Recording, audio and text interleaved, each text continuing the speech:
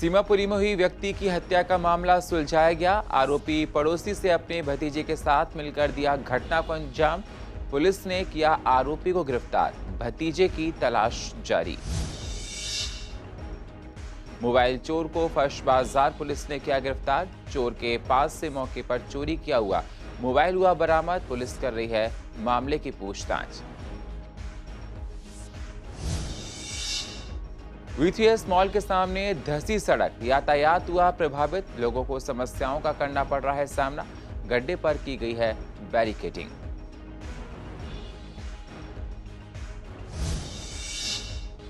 पूर्व दिल्ली के वैक्सीन के कई सेंटर्स पर है वैक्सीन की किल्लत। ऐप के माध्यम कर रखी है वैक्सीन की डिमांड। लोगों को इंतजार कब लगेगी वैक्सीन। और अभी जारी रहेगा डीटीसी की सभी बसों में ई टिकटिंग का ट्रायल। ई टिकटिंग के ट्रायल को 31 जुलाई तक बढ़ाने का आदेश जारी। लोगों द्वारा ई टिकटिंग का उपयोग कम करने के चलते लिया गया फैसला। नमस्कार, स्वागत है आप सभी का सीसीएन में और आप देख रहे हैं पूर्व दिल्ली खास।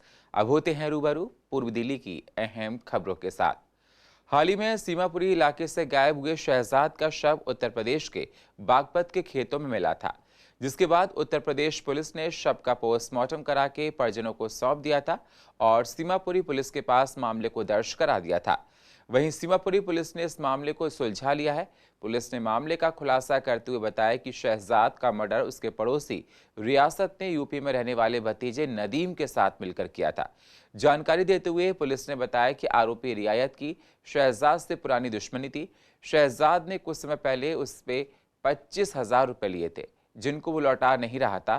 कई बार उसने शहजाद से रुपए मांगे, पर हर बार वो मना कर देता था, चुनौती देता था कि वो पैसे नहीं देगा। इसलिए उसने शहजाद से बदला लेने के लिए उसकी हत्या कर दी।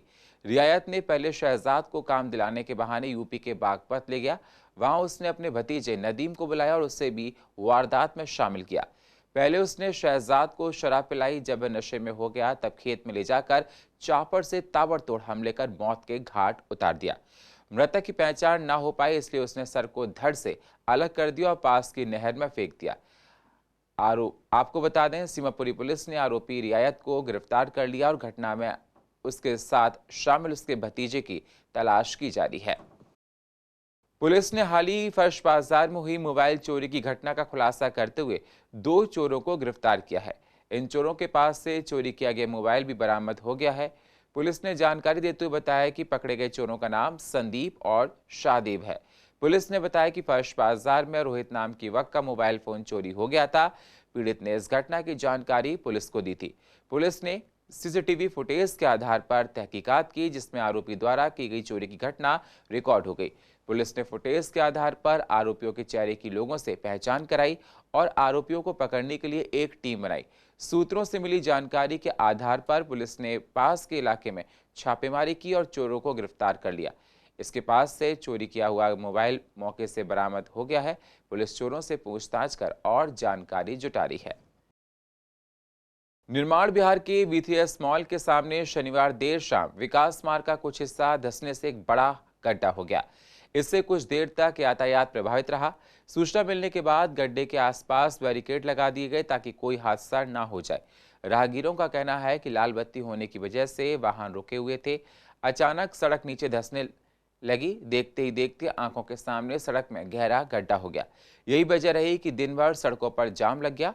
आसपास के लोगों ने पीडब्ल्यूडी को सूचना दी। मौके पर पहुंचे कर्मचारियों ने गड्ढे पर बैरिकेड्स लगा दी ताकि कोई हादसा न हो जाए। सड़कें धंस रही हैं, इसमें मेन शासन और प्रशासन की कमी है कि जो भी अगर काम किया जा रहा है उसके लिए आगे के लिए देखरेख के लिए ये नहीं देखा जाता कि अगर यहाँ कोई दुर्घटना होती तो इसमें जान माल का कितना खतरा हो सकता है। सारी ये जो वाहन, हजारों वाहन यहाँ से गुजरते विकास मार्ग से, सबके सब खतरे में है। पीछे हमने देखा था मानसून में जिंदगियाँ चली गई थी गड्ढों में गिरकर। तो इस प्रकार की दिल्ली पर सरकार की मानसून पूर्व की तैयारियाँ होती है, जिसके कारण सैकड़ों जिंदगियाँ हमेशा खतरे में रहती हैं। कोरोना के प्रकोप को कम करने के लिए वैक्सीन एक ऐसा उपाय है जिससे इसकी रोकथाम को रोका जा सकता है। इसी को देखते हुए देश में वैक्सीनेशन युद्धस्तर पर चल रहा है। पूर्व दिल्ली के कई वैक्सीनेशन सेंटर्स पर वैक्सीन की किल्लत है, जिसकी वजह से कई लोगों को वैक्सीन नहीं लग पा रही है। अस्पताल के डॉक्टर्स का कहना है कि ऐप के जरिए वैक्सीन की डिमांड कर रखी है। जैसी वैक्सीन आएगी वैसे ही सुचारू रूप से फिर से लोगों का टीकाकरण शुरू हो जाएगा। अभी तक तो प्राइवेट हॉस्पिटल्स में वैक्सीन अब थोड़ा मिलना आसान हो जाएगा, क्योंकि सरकार ने कुछ मॉडिफिकेशन किए हैं ऑर्डर्स के अंदर, जो कि पहले जितनी एक बल्क क्वांटिटी में लेनी होती थी वो उसका जो परचेज रेट आ रहा था वो बहुत ज़्यादा आ रहा था और सारे हॉस्पिटल्स वगैरह इतनी जल्दी खरीद नहीं पा रहे थे। अब गवर्नमेंट ने कुछ चेंजेस कर दिए हैं कि कोविशील्ड 500 मिनिमम ले सकते हो और कोवैक्सीन 160 डोज मिनिमम खरीद सकते हो आप। तो अब लोगों को काफ़ी राहत है और काफ़ी लोगों ने ऑर्डर डाल दिए हैं। हम लोगों ने भी इंडेंट डाल दिया है 500 डोज का, और कोविन ऐप के थ्रू ही मिल रहा है, मतलब डायरेक्ट हम नहीं खरीद कर सकते हैं। कोविन ऐप में पेमेंट जो करनी है वो करनी है मैन्युफैक्चरर को, और मैन्युफैक्चरर 2 दिन के अंदर हमें कंफर्म भी करेगा और 2 दिन के अंदर ही उसको वैक्सीन सप्लाई करनी है।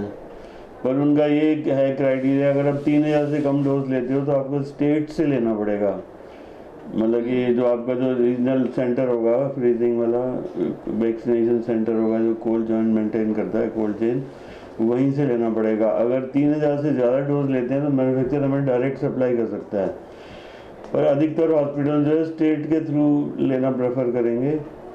और दूसरा क्या है कि अब गवर्नमेंट ने थोड़ा और भी आसान कर दिया है कि वॉक इन भी अलाउ कर दिए हैं और फर्स्ट डोज किसी भी वैक्सीन की दे सकते हो। अब जिस हॉस्पिटल में पहले सिर्फ कोविशील्ड लगती थी वो कोवैक्सीन भी लगा सकता है, और पहले ये होता था कि फर्स्ट डोज जिसको लगी है उसको सेकंड डोज के लिए आपको इंश्योर करना पड़ेगा, और फर्स्ट डोज अभी से जो कि 18 ईयर्स ऑनवर्ड जितने भी हैं उनको फर्स्ट डोज भी लगाई जा सकती है। अभी प्राइवेट अस्पतालों में तो मिल ही नहीं रही है। अभी इन लोगों ने कहा है कि आप इसके वैक्सीन के लिए आप अप्लाई करो, हमने पेमेंट जमा करवा दिया है, पर मुश्किल ये है कि कोविन ऐप से ही आपको पेमेंट जमा होनी है। वहीं पहले पेमेंट जमा कराओगे, फिर आप वेंडर के पास जाओगे, जो बायोटेक वाला जो बंदा है उसके साथ आप डील करोगे, और वो आपको फिर 3 या 4 दिन बाद वैक्सीन मिलेगी। तो ये जो इतना लंबा प्रोसेस है वो थोड़ा सा टीडियस है, करने के लिए भी टीडियस है, और इतना टाइम गैप जो पड़ रहा है उससे पेशेंट्स रोज़ फ़ोन आते हैं हमारे पास, सुबह से शाम तक कम से कम 20 फ़ोन आते हैं कि वैक्सीन क्यों नहीं लग रही, वैक्सीन क्यों नहीं लग रही। जो अप्रैल में हमारे यहाँ बंद हुई है, 30 अप्रैल को बंद हुई है, और आज देखो ये जुलाई 18 तारीख हो गई है, वैक्सीन अवेलेबल नहीं है। वो सब लोग जिनकी सेकेंड डोज ड्यू हो रही थी वो सब परेशान लगे हुए हैं, रोज़ फ़ोन करते हैं। डीटीसी और क्लस्टर बसों में चल रहे ई टिकटिंग के ट्रायल को 31 जुलाई तक बढ़ाने का आदेश जारी किया गया है। डीटीसी और क्लस्टर बसों में ई टिकटिंग के साथ साथ ऐप के जरिए डेली पास का ट्रायल भी इस महीने के आखिरी तक जारी रहेगा। आपको बता दें डीटीसी की सभी बसों में ये ट्रायल चल रहा है, पर ई टिकटिंग का उपयोग यात्री कम कर रहे हैं। वहीं यात्रियों का कहना है कि अभी लोगों को इसके बारे में ज़्यादा जानकारी नहीं है, इसलिए वो ई टिकटिंग का उपयोग कम कर रहे हैं। जैसे जैसे ई टिकटिंग के बारे में लोग जान जाएंगे वैसे ही इसका उपयोग और बढ़ जाएगा। सर ये 623 की है, 623 की 10 ड्यूटी है सर। कल करीब लगभग 10 आदमी खरीदे थे टिकट इससे, और किसी ने बोला मेरे पास मोबाइल, छोटा मोबाइल है, मेरा टिकट दे दो, तो मैंने ये टिकट दे दी। नहीं अभी सबको उतनी पता नहीं है अभी सर। इसमें पेटीएम से भी ले रहा है, अपना मोबाइल से जैसे एटीएम है उससे भी आप ले सकते हैं टिकट। इसमें जो है किसी बात मोबाइल किसी को समझ नहीं आ रहा है, इसलिए नहीं हो रहा है। ये टिकट क्या ऐसे ले रहे हैं, चल रहा अभी तो चल ही नहीं रहा है। टिकट को एक कोई ले रहा है, कोई नहीं ले रहा, ये सही चल रहा है। 30% लोग यूज़ करते हैं। ब्रह्मपुरी वार्ड 47E के अंतर्गत ईडीएमसी पर्यावरण प्रबंधन सेवाएं विभाग और Metro Waste Handling Private Limited द्वारा संयुक्त जागरूकता अभियान की शुरुआत की गई। इस रैली को गोंडा विधानसभा के पूर्व विधायक श्रीदत्त शर्मा और ब्रह्मपुरी वार्ड के निगम पार्षद राजकुमार बल्लन और गोंडा विधानसभा आप पार्टी संगठन के मंत्री रविंद्र चौधरी द्वारा हरी झंडी दिखाकर शुरू किया गया है। रैली में वार्ड को जो नए टिपर्स और बैटरी रिक्शा मिले हैं वो सभी आज की रैली के साथ रहे। इस अवसर पर बल्लन ने कहा कि अब वार्ड में मुख्य बाजारों में शाम को भी सफाई होगी और टिपर्स द्वारा कूड़ा उठाया जाएगा, जिससे स्वच्छता अभियान को आगे गति मिलेगी।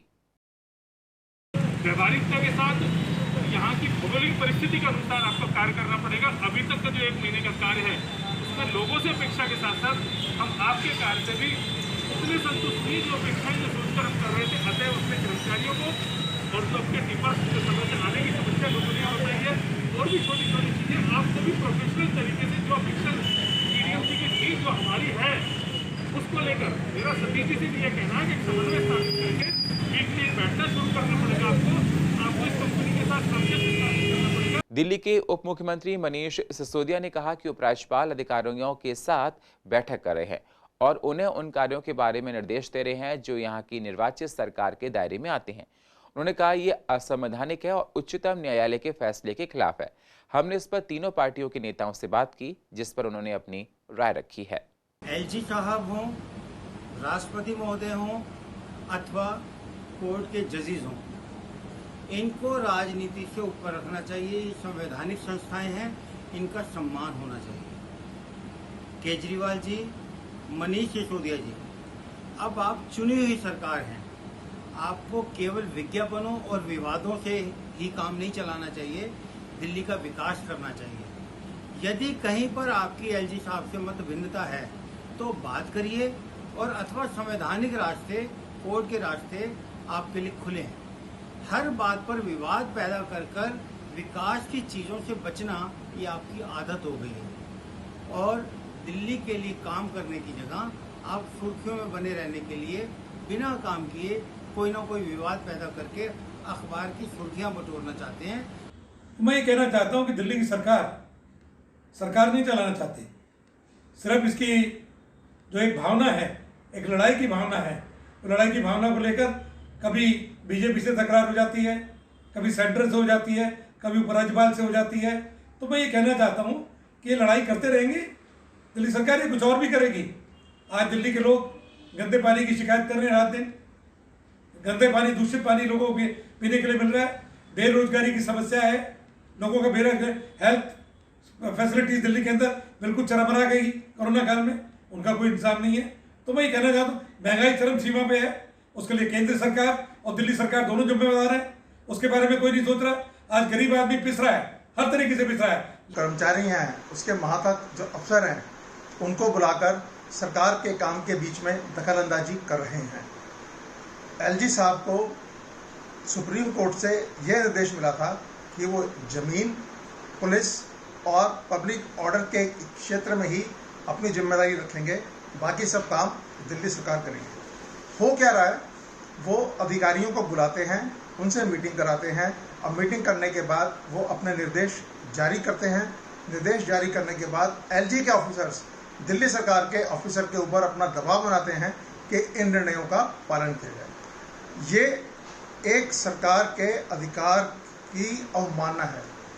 हमारा केंद्र सरकार से, सुप्रीम कोर्ट से और एलजी साहब से ये अनुरोध है कि इस प्रकार से वो ना करें, कानून को अपने हाथ में न लें। और पूर्व दिल्ली की अधिक जानकारी के लिए आप यूट्यूब पर जाकर CCN को सब्सक्राइब करें और फ्रेश अपडेट लेते रहें।